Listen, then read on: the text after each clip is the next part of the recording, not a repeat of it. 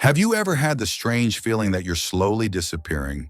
Not literally, but in a way that's harder to name. You walk into a room and conversations keep going, but they don't shift to include you. You speak and people smile, but the smiles feel distant. You dress in the morning, but something about your reflection feels quieter, dimmer, like you're watching a version of yourself fade into the background. It doesn't happen overnight. It begins with small things. The skipped haircut, the louder voice, the way your clothes stop matching who you feel you are inside. You stop reaching out, people stop leaning in, and slowly invisibility sets in. Not because you have less to offer, but because the world no longer hears the message you're sending. But here's the truth, they don't tell you these things. Not because they're cruel, but because they're unsure how. Because it's awkward, because they assume you won't care, or worse, that it's already too late. It's never too late to become more visible, to reintroduce yourself, not just to others, but to you. Today, I want to gently walk you through 6 quiet habits that may be shaping how others see you without a single word being said.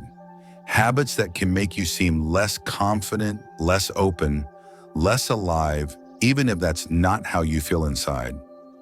And the good news, they're all completely fixable. This isn't a list to make you feel ashamed. This is an invitation to return to the powerful presence you've always had, but may have stopped showing the world.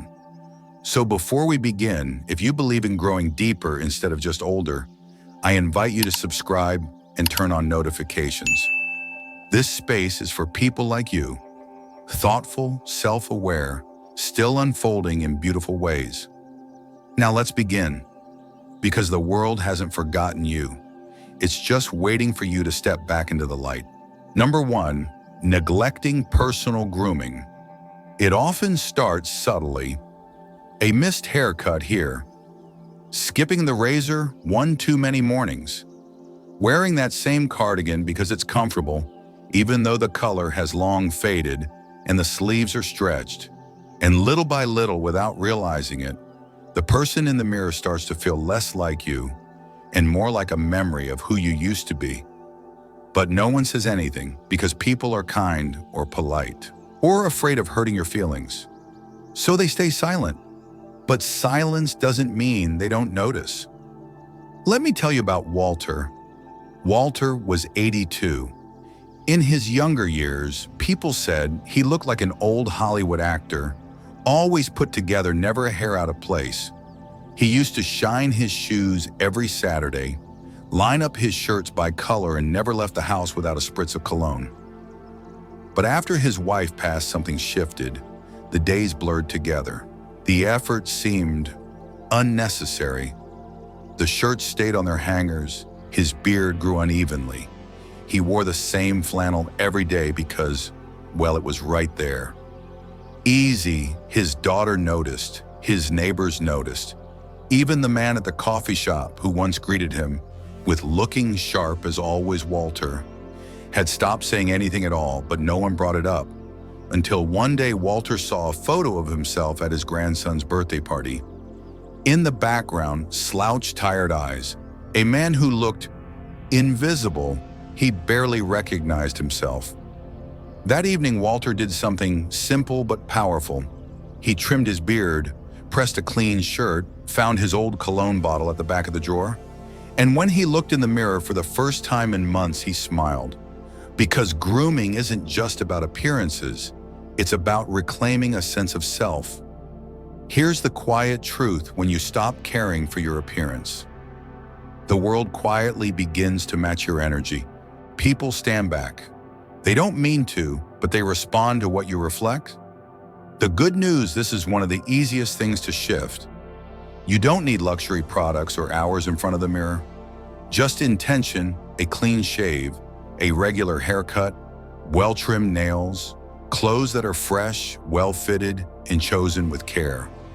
Even a dab of lotion on dry hands or a comb through the hair can bring a sense of dignity that ripples through the rest of your day. And if you wear facial hair, keep it neat. If you wear makeup, even a soft lip balm or a gentle blush can bring light back to the face. It's not about vanity, it's about vitality. Because when you look in the mirror and see someone, you recognize someone who still shines, you move differently, you speak differently, and the world sees you differently too. So today, take a moment.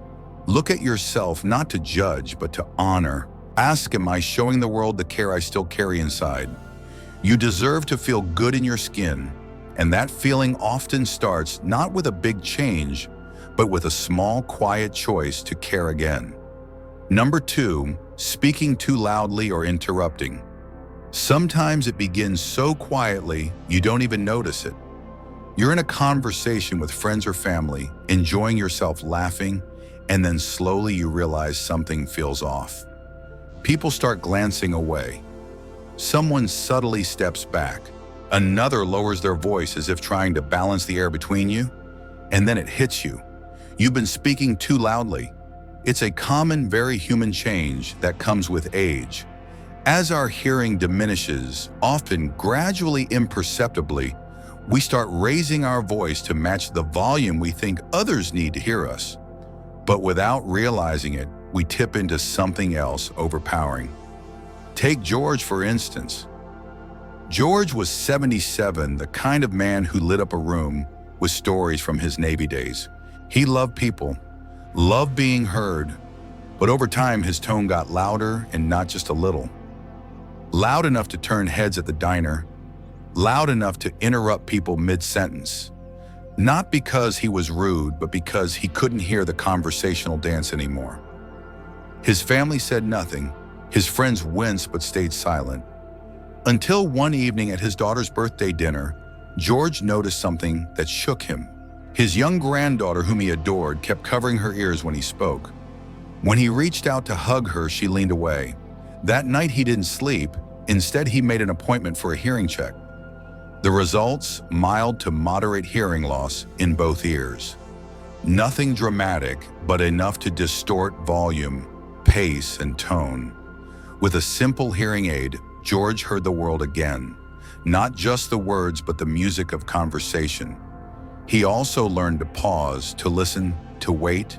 Here's what many people don't know: when you speak too loudly or interrupt often, it can unintentionally come across as controlling, even when it's coming from a place of love or enthusiasm. It overwhelms quieter voices, it disrupts the rhythm of give and take, and slowly people pull back. But there's good news. This is one of the most fixable habits of all. What can you do? Observe reactions. Are people leaning away? Are their responses short or hesitant? Do they seem distracted or unusually quiet? These are soft signals, clues that your tone may need adjusting. Get your hearing checked. It's not just about hearing others. It's about understanding how you're being heard. A hearing aid or even just increased awareness can change the way people experience your presence. Practice the pause. Before you speak, count 1 second. Give others space to finish. Let silence breathe between words. It shows presence and respect. Lower your voice on purpose, not to whisper, but to invite others in. A quieter voice often makes people lean closer, listen harder, and feel more connected. Because conversation isn't about being heard louder. It's about being felt deeper. And here's the most beautiful part: when you speak with awareness, people don't just hear your words, they hear your heart. Number 3, wearing outdated or ill-fitting clothes. We often say, don't judge a book by its cover. But the truth is, most people do not out of malice, not because they're superficial, but what we wear tells a silent story. It tells people how we feel about ourselves. Whether we're present, whether we're open, whether we still see ourselves as worthy of being seen. That's what happened to Harold. Harold was 80 years old. For decades, he was the kind of man who turned heads not because of flash, but because of intention. His ties were always straight shoes, polished colors matched with quiet confidence. People noticed, and Harold knew it. But after retirement, things changed. He stopped buying new clothes. His go-to outfits became a rotation of loose jeans, oversized sweaters, and old polos that had faded into pale versions of their former selves. They were comfortable, yes, but comfort, he learned, can sometimes slide into invisibility. At a family gathering one summer, his teenage granddaughter asked gently, "Grandpa, do you want to come shopping with me? Just for fun?" At first he resisted. "I'm too old for all that," he said. "What's the point?" But she insisted, and so they went. She helped him try on a pair of modern fit slacks, not tight, just tailored. A button down in a deep forest green that brought warmth to his skin. A pair of new shoes, simple and supportive, but clean and sharp. When he looked in the mirror, Harold didn't see an old man. He saw himself again. And that moment reminded him, when you dress with intention, you don't dress to impress, you dress to reflect. Clothes aren't just fabric. They're messages. They whisper to the world, "I still care. I still have dignity. I still show up." So why do so many older adults fall into the trap of outdated or ill-fitting clothes? Because life changes, bodies change, priorities shift. Shopping becomes overwhelming, styles seem to move too fast, and there's this quiet voice inside that says, "Who's even looking at me anymore?" But here's the truth. You are always looking at yourself, and how you dress directly affects how you feel, whether you realize it or not. So what can you do? Start small. 1 or 2 pieces, a well-fitted shirt, a cardigan in a color that lifts your spirit, a pair of shoes that are both supportive and stylish. Choose fit over fashion. You don't need to follow trends, just wear what fits your body as it is today, not as it used to be. Choose fabrics that feel good against your skin, soft, breathable, but structured enough to give shape. Don't be afraid of color. Muted doesn't mean invisible. A rich burgundy, a soft navy, or a warm cream can speak volumes. And if it feels hard, ask for help. A stylish friend, a kind salesperson, even a grandchild who sees the world with fresh eyes. Because when you dress with care, people see it. When you carry yourself in clothes that fit not just physically, but emotionally, you tell the world, "I still belong in this room." And the world listens. Number 4, complaining or criticizing. Too much Roger 75 didn't mean to bring people down. He just missed the old days. So he talked about them a lot. He criticized technology, manners, speed of life. Little by little, people pulled away. Even his grandson once asked, "Do you like anything anymore?" Grandpa, that hit home. There's nothing wrong with honesty, but there's a fine line between wisdom and weariness. When negativity becomes the default, it dims the light in a room. Start noticing your words. Balance every complaint with a curiosity, a compliment, or even just a quiet moment. When you lift the room, people gravitate toward you. Number 5, ignoring posture and body language. Posture speaks before you do. Rounded shoulders, slow shuffling arms crossed. These are silent messages, often untrue ones.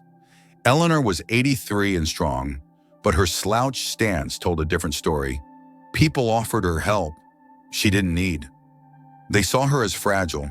She didn't understand until she saw herself in a photo. That's when she stood taller, made eye contact, walked with intention. You don't have to be an athlete to look alive. Just aware. Imagine a string pulling you up from the top of your head. Walk fully, not with half steps. Smile, look up. It's not about looking young, it's about looking present. And if this is striking a chord, don't forget to hit subscribe. We're building a space for those who want to age powerfully. Number 6, bad breath or body odor. This is the hardest truth to talk about. But the most important, Frank, was the life of every party until one day people stopped standing close. They didn't say anything. They just stepped back. Turns out dehydration and a few medications were affecting his breath. Once he added more water, changed his mouthwash, and rotated deodorants, the difference was immediate. People leaned in again, laughed longer, stayed closer. Smell is subtle but unforgettable. The good news, it's entirely fixable. Drink more water, chew sugar-free, gum, use a gentle mouthwash. Wash not just clothes, but sheets, hats, scarves. Keep fabrics fresh. You deserve closeness. Don't let an unnoticed scent push it away. If this part touched you, comment the number 6 below. It helps us know what to talk about next and helps others feel less alone in their journey. Number 7, repeating the same stories without noticing. Have you ever caught yourself telling the same story more than once? Sometimes even in the same conversation. It happens to the best of us. Memory shifts routines, blur, and stories we cherish become our favorite companions. But here's the quiet truth. When stories are repeated too often, people may start tuning out even if they don't say anything. Not because they don't love you, but because they've already memorized the ending. Take Judith. At 79, she had a treasure trove of stories, especially about her late husband. But her niece once gently said, "Aunt Judith, I love that story. I think this is the 3rd time this week I've heard it." That comment stayed with her. Instead of feeling embarrassed, Judith began writing her stories down. She even started a little memoir for her family. Now her stories have a new home, and in conversation, she feels more present and curious, not just nostalgic. What can you do? Stay curious. Ask others about their stories. And when you feel a favorite memory bubbling up, consider saving it for just the right moment. When your stories are shared with intention, people truly listen. Number 8, withdrawing from social events without meaning. To sometimes it's not a decision, it's just easier to stay home. The noise, the parking, the preparation, it can all feel like too much. And slowly, without realizing, you begin saying, maybe next time, more than sure I'll come. But here's the thing, connection needs momentum. When we say no too often, the invitations stop coming, not because people don't care, but because they think we don't want to be included. Joseph, 81, hadn't been to church brunch in over a year. Then one Sunday he made the effort. It wasn't perfect. His knees ached and he forgot his cane. But when he walked in, 3 people stood up to hug him. "We missed you," they said. And just like that, his world got a little brighter again. The hardest part is showing up. But once you do, you remember how much it matters. You don't have to attend every event, but pick a few. Let people know you still want to be part of the world, because the world still wants you in it. Number 9, being too independent to ask for help. Strength is admirable, but sometimes pride quietly turns into isolation. Many older adults feel like asking for help is admitting weakness. They don't want to burden anyone. So they struggle silently, lifting heavy things, climbing stairs, handling tech confusion all alone. Marion was 76 and fiercely independent. But after she slipped while changing a light bulb, she realized something. Accepting help wasn't weakness, it was wisdom. She started saying yes to small things, letting her neighbor carry groceries, asking her grandson to help fix her phone. The result, she felt closer to people. More seen, more supported. The truth is, when you let someone help you, you're not just receiving, you're giving. You're giving them the chance to care. And isn't that a beautiful thing? You're strong, but you don't have to carry it all alone. Number 10, holding on to outdated beliefs about age and worth. There's a silent script many people carry. I'm old now. My time has passed. I don't matter like I used to. But that belief, it's not true. It's just something the world has whispered for too long. Eloise, 85, believed she had nothing left to offer. Her kids were grown. Her work was done. She spent her days watching television, barely speaking, until one day she met a child at the library who asked, "Will you read this with me?" That simple moment sparked something. She began volunteering twice a week, reading to children, and suddenly her days were full again. You are never too old to be valuable. Your presence matters. Your wisdom matters. Your heart still beating, still has purpose. Let go of the belief that your light has dimmed. It hasn't. It's just waiting for you to turn toward it again.